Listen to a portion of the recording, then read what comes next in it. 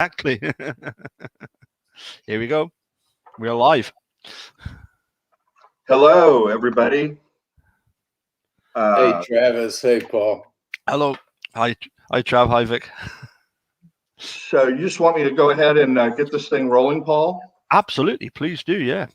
Okay. Yeah. Well, Paul, thank you very much for lining up our guest today, who is someone I've known for a long time, being a fellow Central Texas attorney. Indeed. Somebody I've admired for a long time, both in his legal acumen and his never say die attitude. Has been knocked down, has always been able to get up off his feet and come back with a vengeance. And that's my friend Vic Feazell, who a lot of your viewers will recall from the documentary Confession Killer. Vic is quite an interesting individual, and it's an honor to have him here. But let me just tell you a few things about Vic that some of your viewers may not know. His dad was a Baptist preacher. He grew up in the church, as we like to say here in the. We're actually the buckle of the Bible Belt around here, but Vic himself became ordained at 18. He was a police officer in the police department.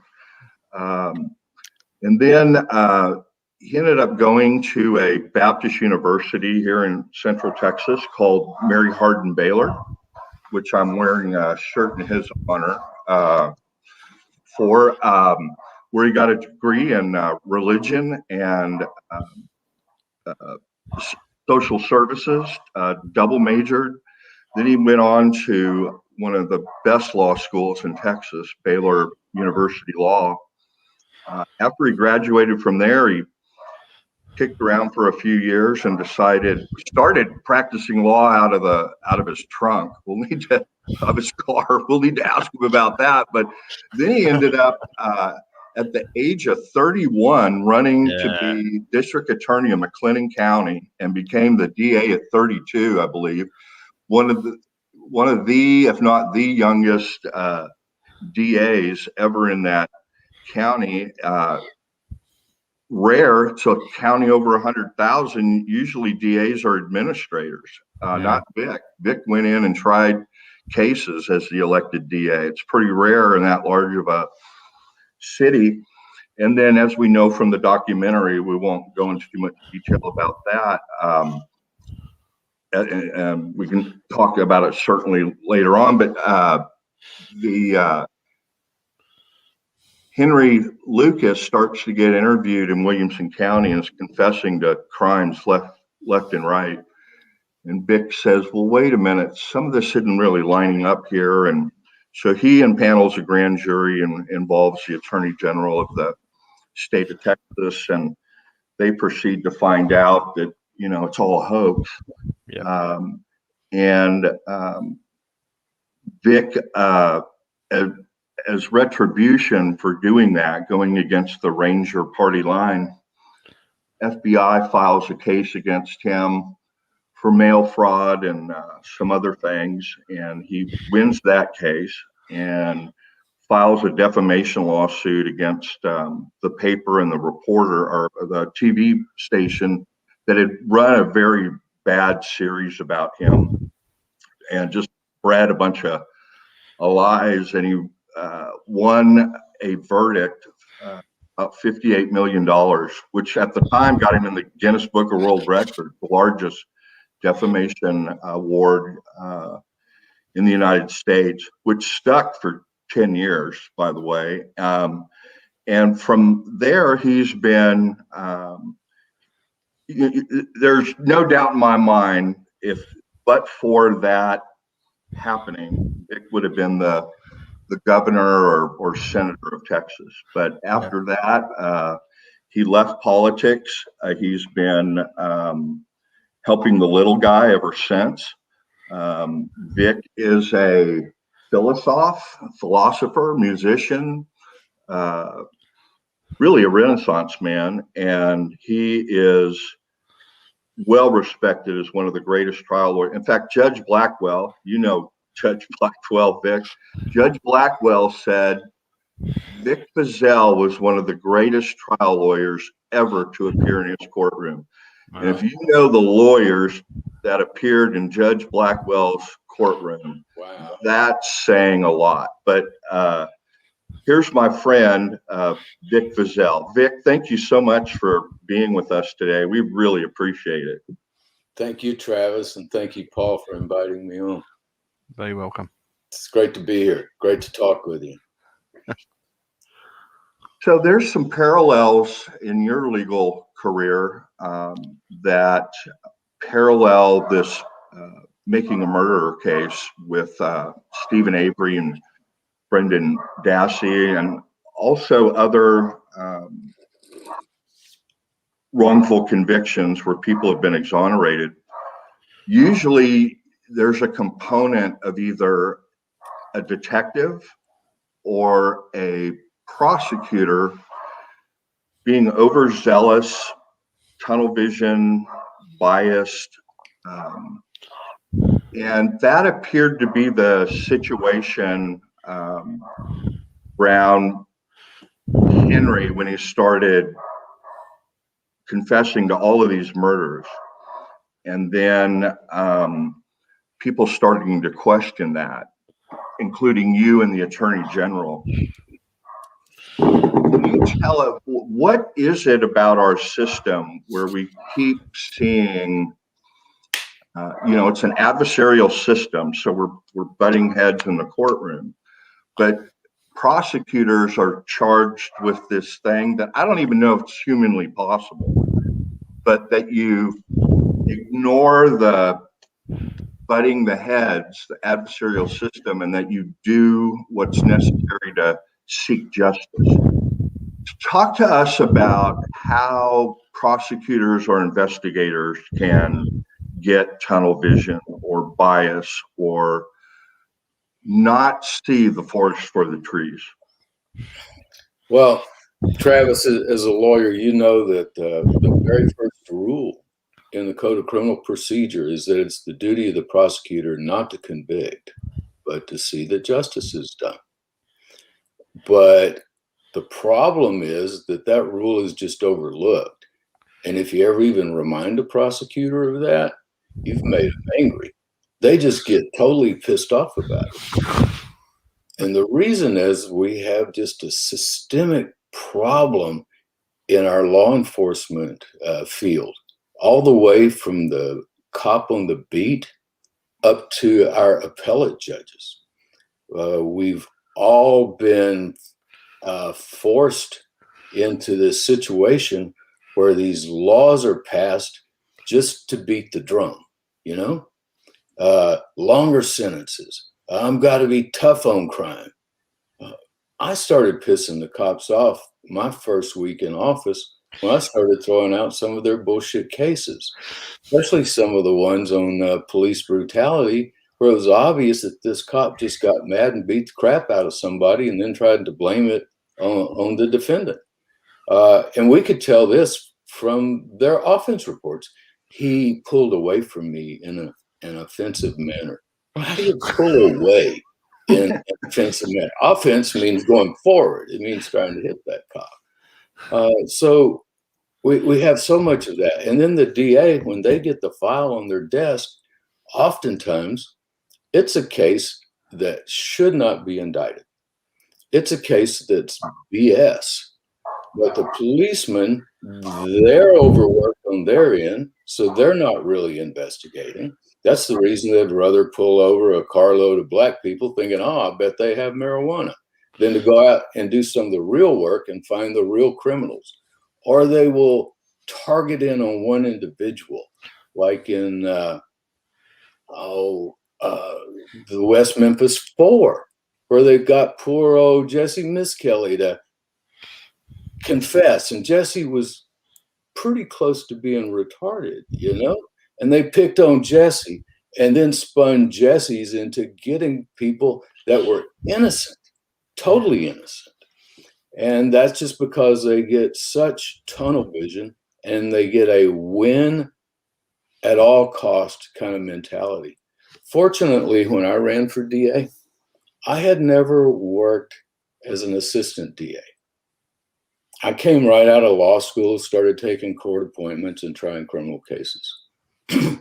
And the reason I left the Austin Police Department was because one night in the Sally Port, unloading a guy that had been arrested, he was obviously high on LSD or something.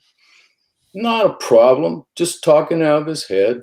He stood up on one leg and started hopping around like a rooster and crowing. Whereupon this sergeant, no, I'm sorry, he was a captain. Little round glasses. I mean, he looked like he could have been typecast as a Nazi SS in any of those movies.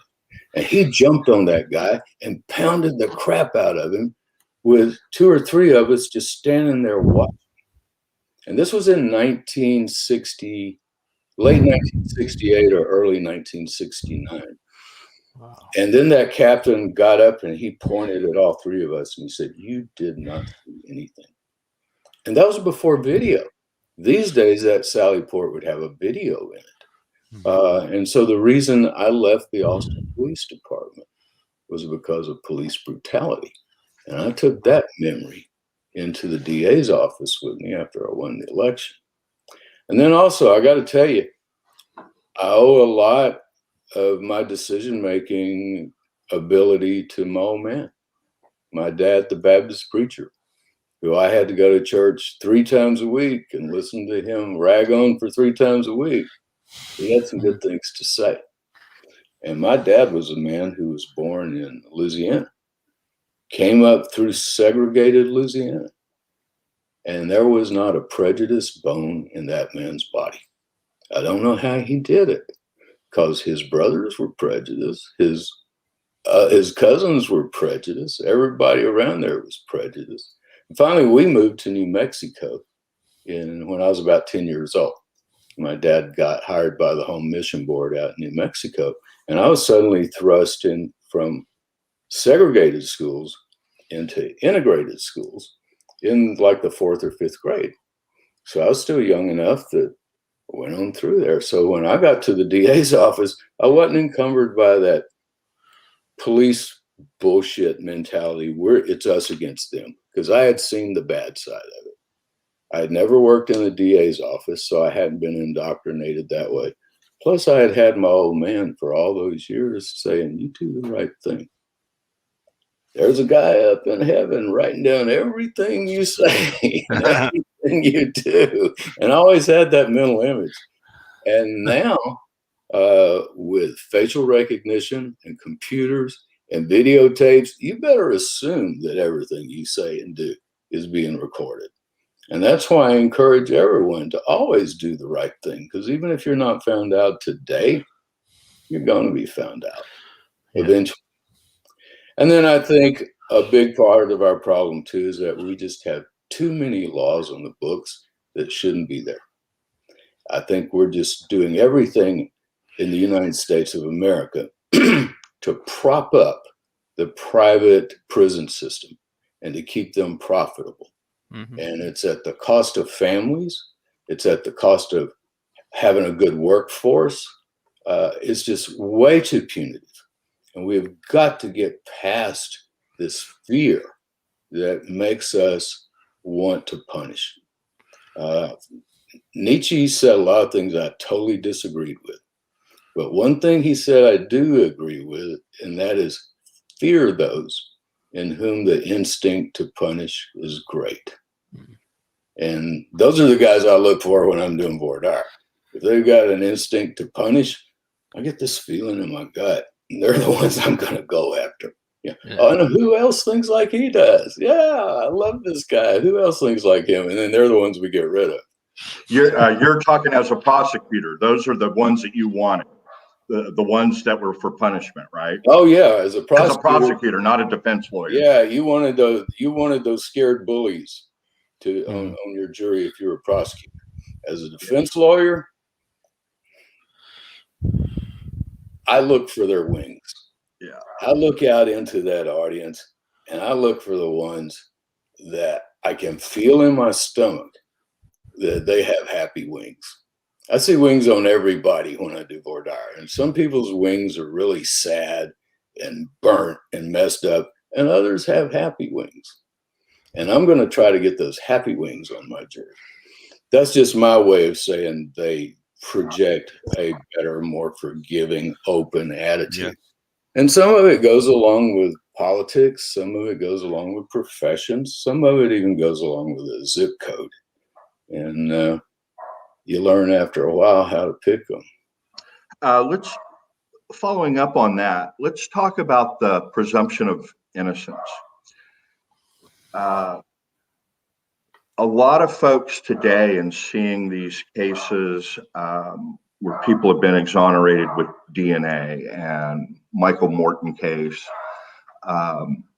cases that got reversed that were based on eyewitness identification, sexual assault, the victim pointing out, sometimes at the prompting of investigators, her assailant, his or her assailant. A lot of people come away with that thinking that the presumption of innocence has eroded, and that if you're on trial, you're basically guilty in the law, in the eyes of the media and the jury panel. Talk about how your thoughts on how the presumption of innocence has changed in the courtroom, either when you were a prosecutor back then to now, or when you were the defendant in a federal criminal case, or now when you're defending people in criminal charges. What do you think's been going on with the presumption of innocence, if anything? Well, we know that presumption of innocence is in our Constitution. However, we also know that that part of our Constitution has been ignored since this country started. A juror walks into a courtroom. Well, I wonder what this guy did. He's guilty of something, or he wouldn't be here. And then we also have the bias toward believing law enforcement, because we're fearful people. All humans are fearful people, and they want structure. And most of them want to be able to believe those who are out there enforcing the law, because they're the ones protecting us. And if they're lying in this situation, well, how do I know they're protecting me? So there's this bias that we want us and our spawn, our offspring, our loved ones, to be protected. And so we've always believed that policemen. There have been plenty of cases in the past where policemen have killed someone without justification, and nothing will be done about it. Now, in America right now, there's a lot of talk about the Second Amendment and don't take away our guns and all of that. And that's important. I believe in the Second Amendment. I believe it needs a few tweaks, but I believe in the Second Amendment. But I tell you what's even more important, and it's not in our Constitution, and I just hope they never take away our ability and right to video. Because one thing that has changed is in the presumption of evidence is since George Floyd. Before George Floyd, you were guilty just because you were there. Now, because of George Floyd, the presumption of innocence, I see maybe, hopefully, swinging back. And part of the reason for that is because our citizens now are armed not with guns, but with cell phones that shoot video. And I encourage everybody to keep doing that. Now, some states are already trying to limit the ability of a citizen to tape what policemen are doing. Well, that's out there in public. That's our right. That should be our right as much as the Second Amendment. So we have to be very careful. And I think a lot of it may be covered by the First Amendment, but we have a very conservative Supreme Court right now. God knows what they're going to do. They made it okay last week. They reversed precedent last week so that they can give a 14-year-old boy life without parole, even though there's no finding of permanent incorrigibility. You know, because on a death penalty, you have to find that, yeah, they're a danger to everybody in the future. Well, to give a juvenile life without parole, they had to find that permanent incorrigibility. There's no chance of this person being rehabilitated. Well, the Supreme Court totally reversed that. Reversed years of precedent about that. I believe Kavanaugh might have written the opinion, and he had been the clerk for Kennedy, who wrote one of the prior opinions that now they're reversing. So we've got a very conservative Supreme Court, and that worries me. I think Roe versus Wade is under attack. I think a lot of things that have been precedent for a long, long time are under attack. And I'm not taking a position on Roe versus Wade. I'm just talking about how conservative our Supreme Court is right now. Yeah, Vic's not talking about the merits on that. He just brought that up for historical purposes because that's another famous Texas case. Ms. Rowe.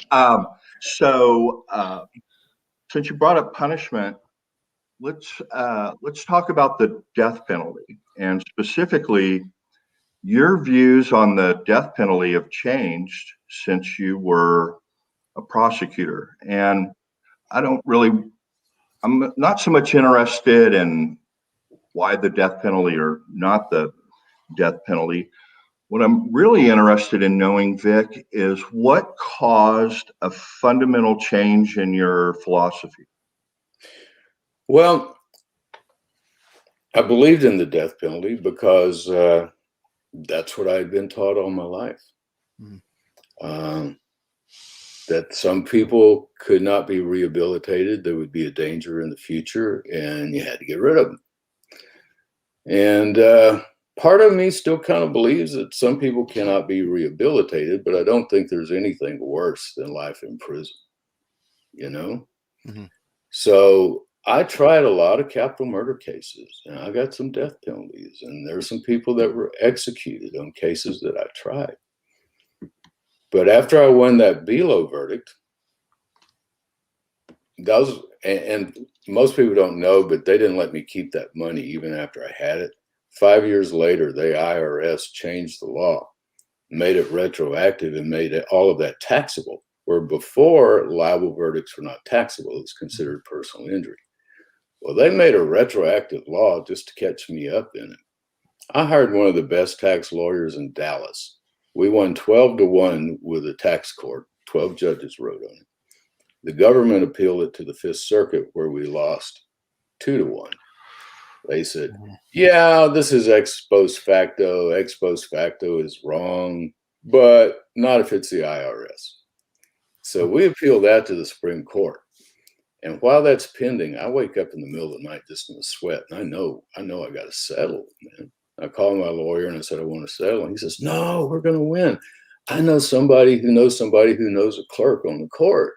And they say that they're going to take it up because it's ex post facto. I said, I don't care. Get me out of it.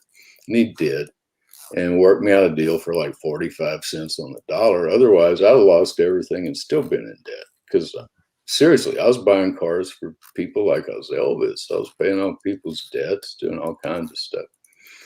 You'd be drinking whiskey with Willie Nelson for that period of time. Tried to dig a hole, you know. Maybe you would have promoted his concert to get out of debt. Yeah. Matter of fact, Willie invited me to his concert the day after I was found not guilty. And he said, it's because you've got to be the only person besides me who hates the government as much as I do. He invited me up to Carl's Corner. But anyway, during the time when I did have a lot of money, and I did get to hang out with Willie some. We didn't drink whiskey, but we did something else he likes to do, and I kind of enjoyed it. So I started doing more of that, and I think weed should be legal.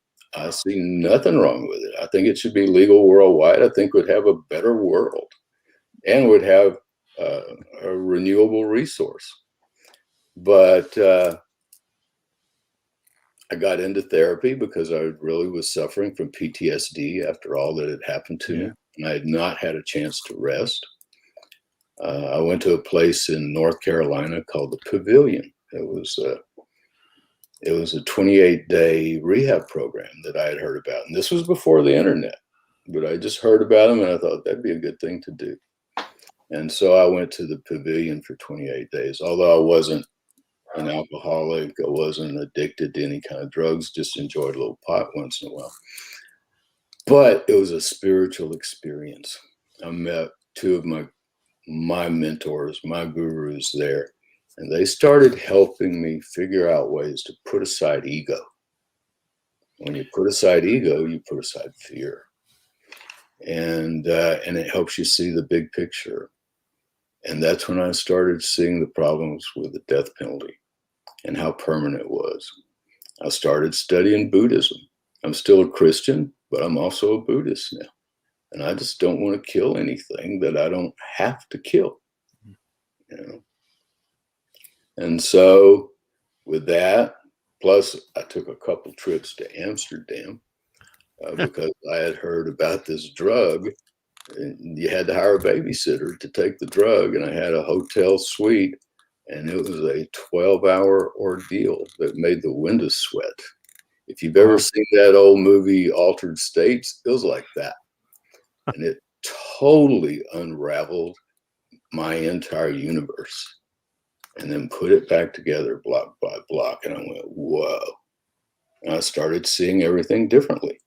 I went back one more time for like a refresher trip. And after that, I realized I don't need to do this anymore. You can only take so much shock and awe. But it was worth 25 years of talk therapy. Those 12 hours were. You just saying that just now reminded me of a book we were assigned in high school, Don Juan, A Yaqui Way of Knowledge by Carlos Castaneda. I read all those books. I did too. I read that first one and I, into the next three and, altered state and consciousness. And then if you had the right guru or mentor or guide, whatever the case may be, that it could seriously help you understand where you are in the universe, where you fit, where your life is. And so I take it that those experiences you consider a major positive. It was a major positive. I would not recommend it to anybody else because somebody else might come out of it schizophrenic. But for me, it was what I needed. And it just helped me see the bigger picture. It gave me more of a sense of right and wrong. It helped me develop a bit of a space between the synapse of impulse and reaction. So now I have that neuron will fire with an impulse, but I have that space to decide whether I'm going to react or not. And instead of the hallucinogens now, I meditate. And I've been meditating for so long that my wife even tries to make me startle. She'll sneak up behind me. I've totally lost my startle reflex because I've got that synapse now to let me figure out what's going on before I react. So you have a podcast, Vic, that you talk about a lot of these issues. Tell us what's the name of your podcast and where we can find it, and tell us what type of subjects you talk about on your podcast. Okay. It's called the Vic Feazell Show podcast because we just couldn't think of a better name at the time. When we get ready for the second season, we might change it to something else. It started out as just a true crime podcast, and basically talking about Henry Lee Lucas, Jim Boutwell, Bobby Prince, and the rest of that crew that was flying around with Lucas, getting him to confess to things that they knew was wrong. Yeah. It got to a point where they weren't just caught up in it anymore. It got to a point where they were directing it, and getting Lucas to confess to murders they knew he hadn't committed. The Scotty Scott case in Arkansas. Scotty Scott had already been convicted of that murder, but Scotty Scott was the son of an Arkansas state trooper. Yeah. So they fly Henry up to Arkansas, get him to confess, and Scotty Scott gets a new trial. Mm-hmm. And he has yet been convicted. Another one was where a policeman had committed suicide. He left a note, but Bobby Prince gets a call from the police union and said, this man's wife is not going to get the pension. She's not going to get the insurance because it's murder. And would you just check and see if maybe Henry Lucas might have been up here? So Bobby goes in and talks to Henry and convinces Henry what a great thing it would be to help this poor old widow woman. So Henry confesses to killing the policeman with his own gun after making him write a suicide note. and also, once the grand jury started, we could prove that Henry was nowhere around there. Yeah. Henry was not the traveler that Jim Adams and Boutwell made him out to be. He did much more traveling after the Rangers got him than he had ever traveled on his own. Where can we find the Vic Feazell podcast? It's on any podcast platform. It's on all the big ones, and if you Google it, and we'll put that in the description when you upload this, won't we, Paul? The link. Yep. Thanks. So let's talk about something else. You being a Renaissance man, you're a published author. You wrote a novel. I did. And tell us the title. Tell us this is the best title imaginable for a novel about crime and lawyers. What's the name of your novel? It's called Rhinos, Sharks, and Unicorns: A Hero's Journey. And that's on Amazon, folks. We'll put a link for that. But tell us, what was the inspiration for writing that book? I've read it. It's a wonderful book. I highly recommend it. To me, there's a lot that pops out at me, Vic, that's autobiographical, but I don't know. I don't know how much you want to admit on that, but tell us how you got that title and how you got the idea, hey, I'm going to write a novel. I just woke up and decided to write a novel. And I'd been playing with this idea of rhinos, sharks, and unicorns because during the time I had a lot of money, a couple friends and I moved to Hollywood and produced a movie called Rhinos. And it's so bad you can't find it anywhere. But it was a good starting point. I had really good characters in it. Brick and Mace, who are the two young lawyers who are just, Mace is caustic as Mace you get sprayed with, and Brick is dumb as a brick. That's where I get their names. And they're just out to make a quick buck and always about to lose their law license until they meet Crazy Ike, an older lawyer. And I'm kind of like Crazy Ike, only Crazy Ike is who I really wish I were. He's better than I am. But Rhino, Sharks, and Unicorns, to me, reflects the three parts of the human personality. The rhino is the emotional one, the one that wants to fight, the one that gets offended all the time. The shark, that's the intellectual one. He's always eating, always caring about himself. He's selfish. He doesn't think about anyone else. And he's got dead eyes. And Brick and Mace, they're down here on the rhino part, but they're calling themselves sharks. And I could say, no, you don't want to be no shark. Shark's got dead eyes. Well, the rhino represents our spiritual nature. I'm sorry, not the rhino, the unicorn. The rhino is the emotional, the shark is the intellectual, and the unicorn is our spiritual nature.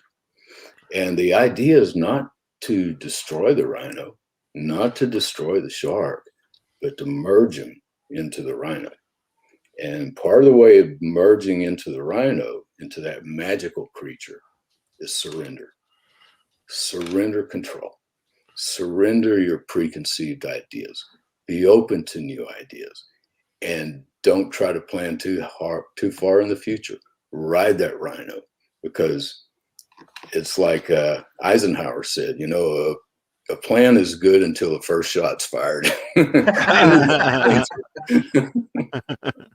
So that's the rhino. They're kind of, to me, patterned after the four horsemen of the apocalypse, because the pale horse is our physical nature, our death. The red horse is our emotional nature. He's the one that brings war. The black horse is carrying the balance, the weight. So that's our intellectual nature, always measuring, always analyzing. And then the white horse is our spiritual nature.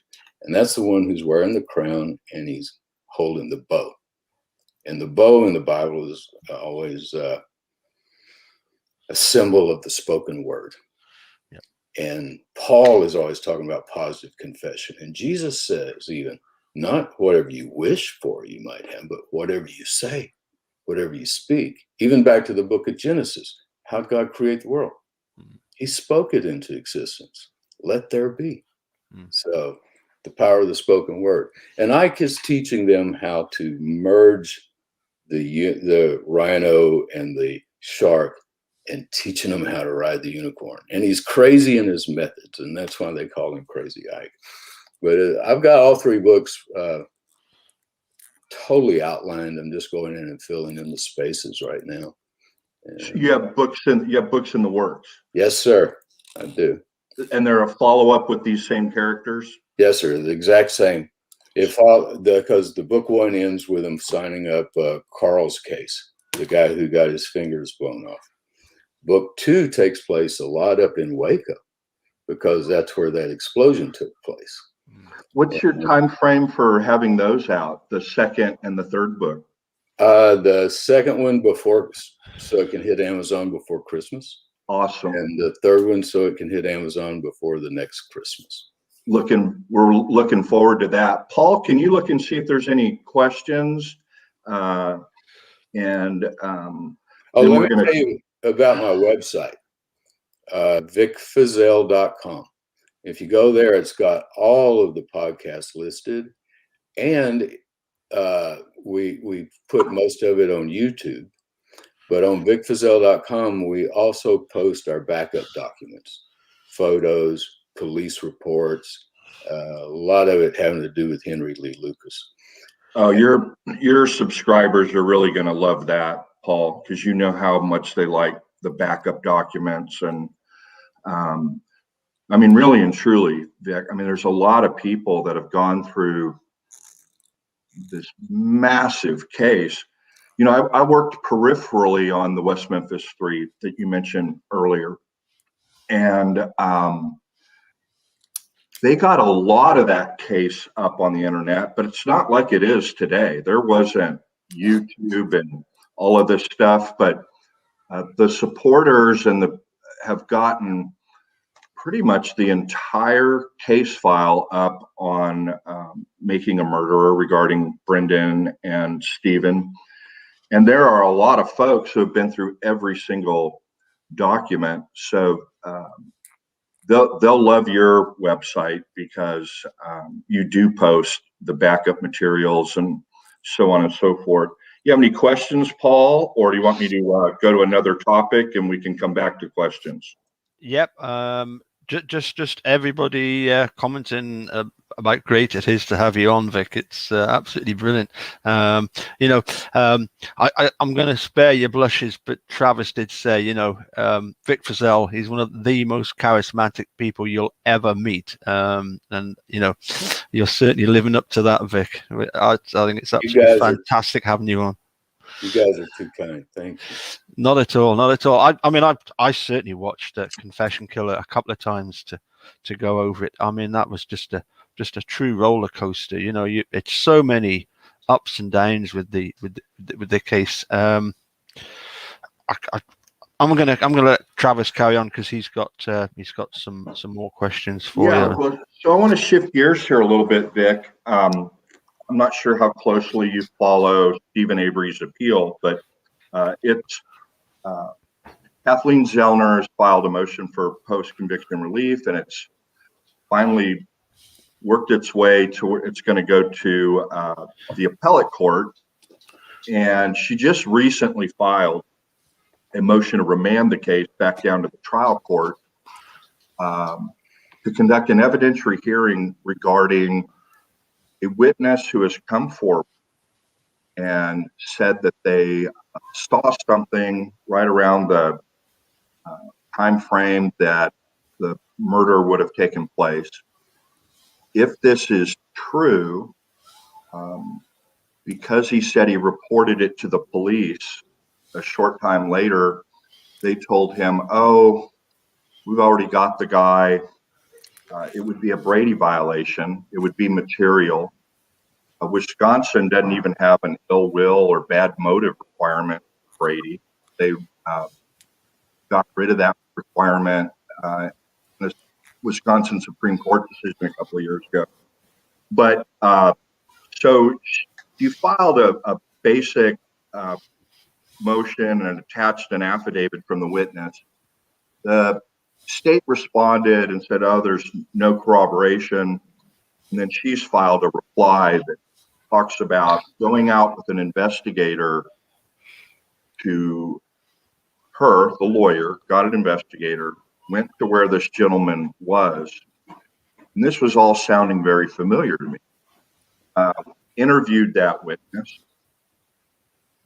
did what they could do in a short amount of time, because they don't want an opinion from the appeals court coming out while she's developing this. So she got it on file,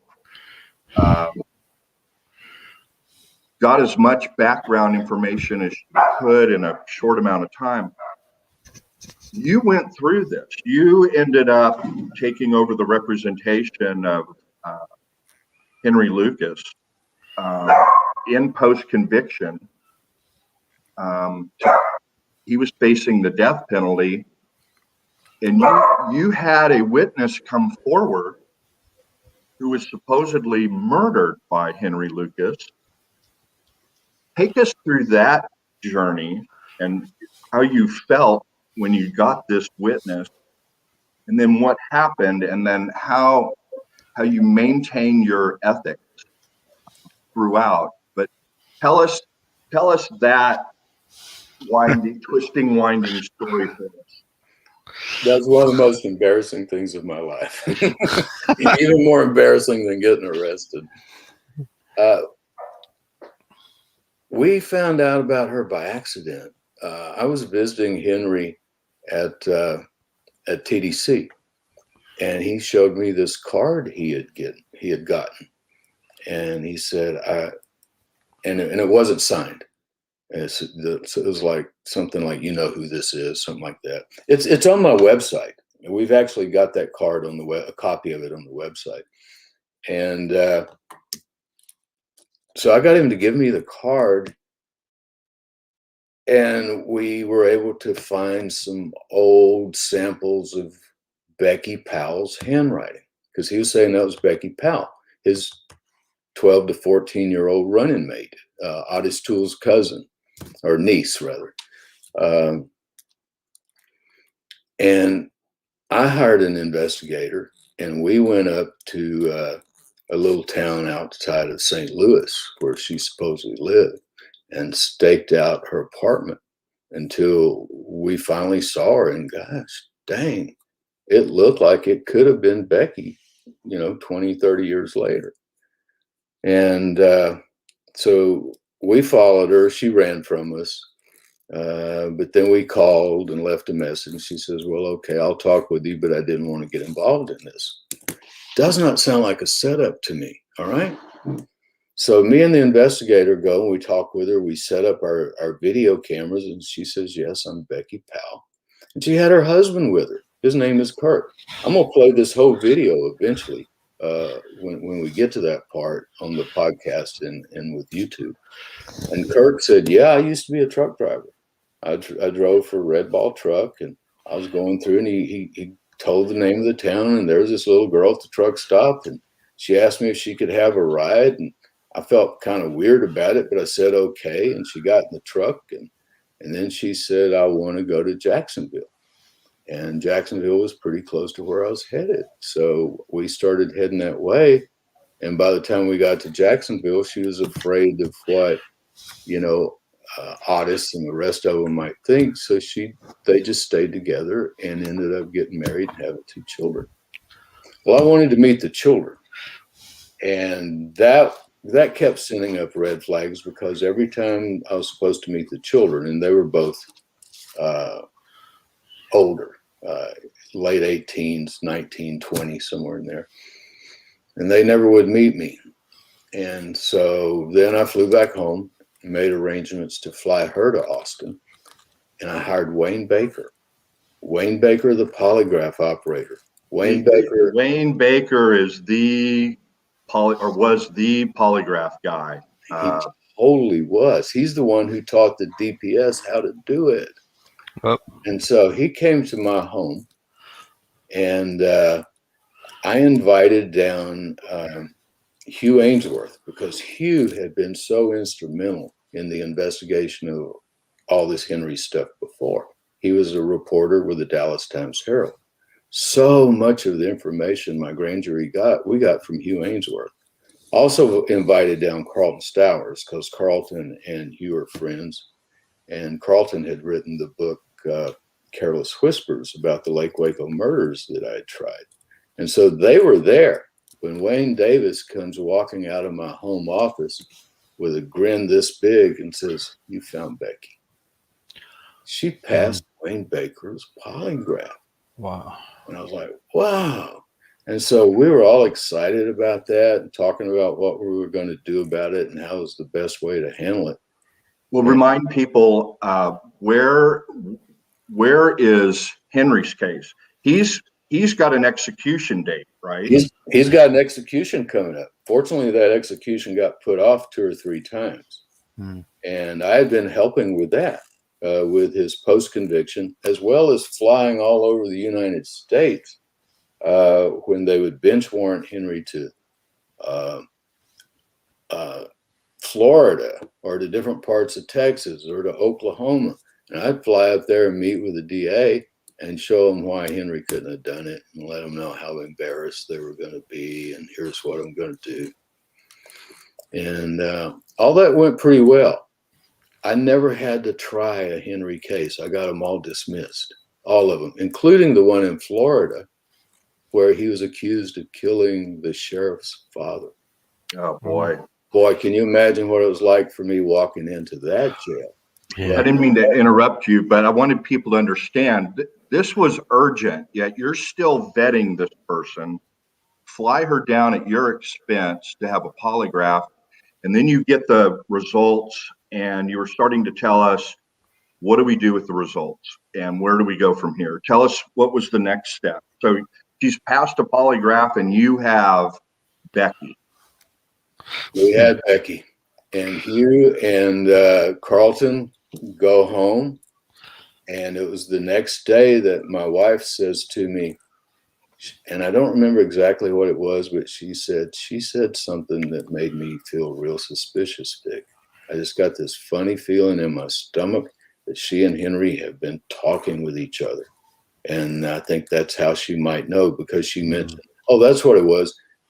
Something had come up about the floor plan at the house in Jacksonville where she grew up, and which room she slept in and all that. And she kind of inadvertently said to my ex-wife, well, Henry, when he drew this for me, I mean, blah, blah, blah, blah.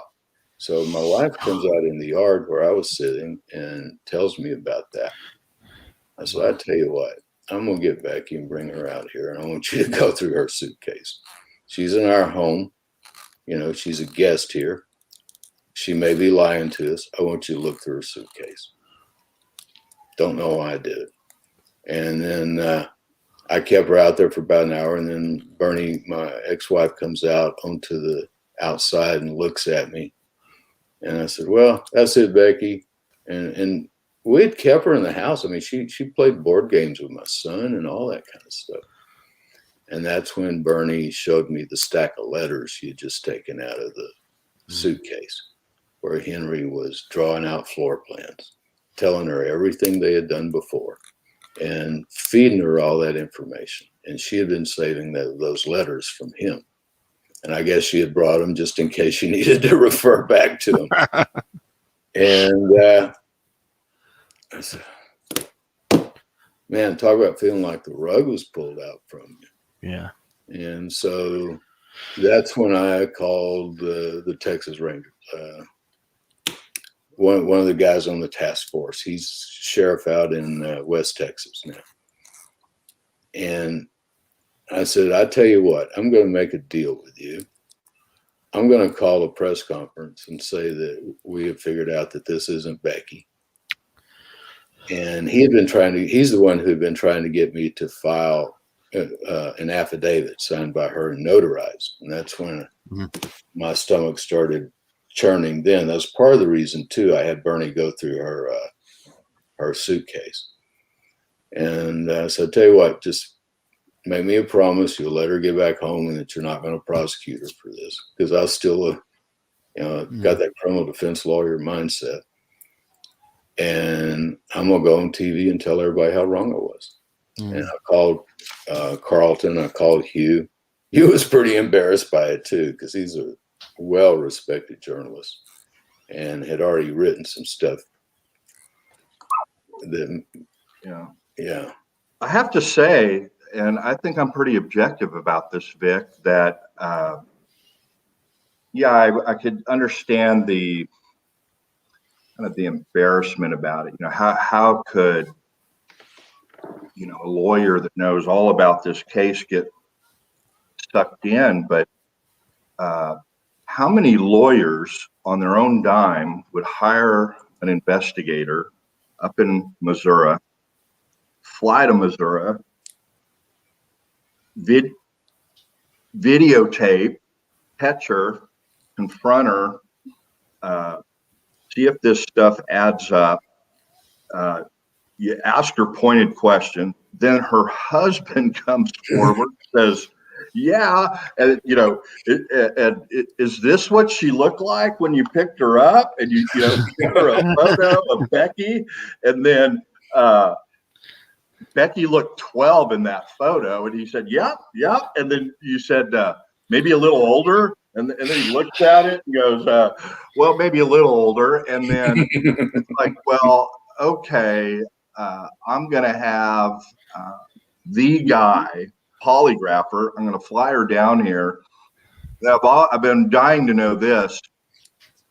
I'm guessing Bernie helped with the makeover and the selection of her outfits after that.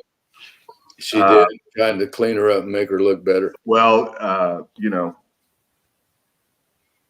Bernie is Vic's ex-wife, but she always, from the footage back in the day, always had a very, very fashionable sense of style. Yeah. And I'm guessing that woman never looked better a day in her life, Phyllis Wilcox, until after she got the Bernie makeover. But no, I'm just like, you went through everything to vet that person, and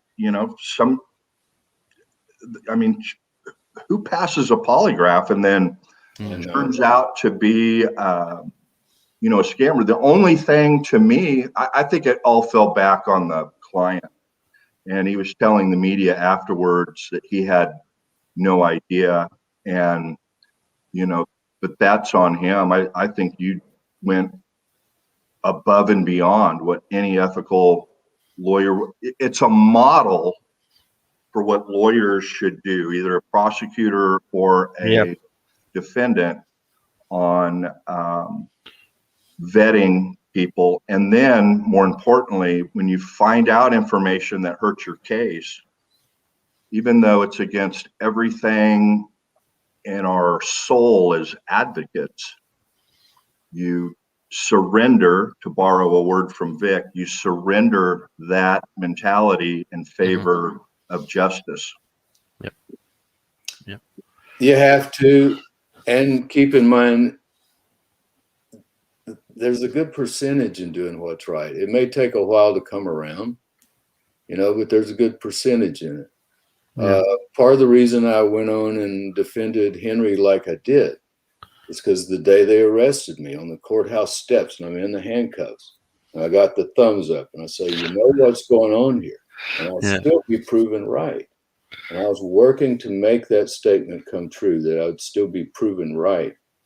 And then thankfully, because of DNA, 30 years later, or 35, the very case I was talking about, Rita Salazar, the young girl that was kidnapped on the highway near Georgetown. And those confessions were so screwed up, it was unreal. They got crossways and had Otis confess to killing him. And then they got Henry to confess to killing him. And the two confessions were not even similar. Not even similar. Plus, they claimed they had Becky in the car with them to help keep Rita in the car. And Frank, her little brother, helping to keep her in the car. Well, that was during the school year. It didn't take any time at all for us to contact the school and find out that they were in school the next morning. Yeah. So you can't get from Waco, Texas, where the body was dropped, back to Jacksonville, Florida in one night and have those kids back in school all fresh and the teacher not suspicious. Yeah, so when you watch the documentary, we have about 4 minutes left, but you hit a really good point here, Vic. In the documentary, this family had been told by prosecutors and law enforcement, hey, this is the guy, we got him. Mm-hmm. And then something prompts them to look behind it. This happened in the West Memphis 3 case. Mm-hmm. The parents of the 3 boys were told, yeah, we've got the right 3 guys. And, they totally are following that and accepting it until something changes way later on, a piece of hair in a knot. Right. But a lot of people in the Making a Murderer case are wondering, and this is in every case, so I'm not just picking this, why are the families of these people who are murdered, why are they so accepting of what law enforcement and prosecutors tell them? They want to believe. Remember the old X-Files thing? I want to believe. That's it. They want some closure. Even if the closure is not right, they want the closure. Just like some of the family members I've known who've gone down and watched an execution, thinking it will give them closure. But it never does.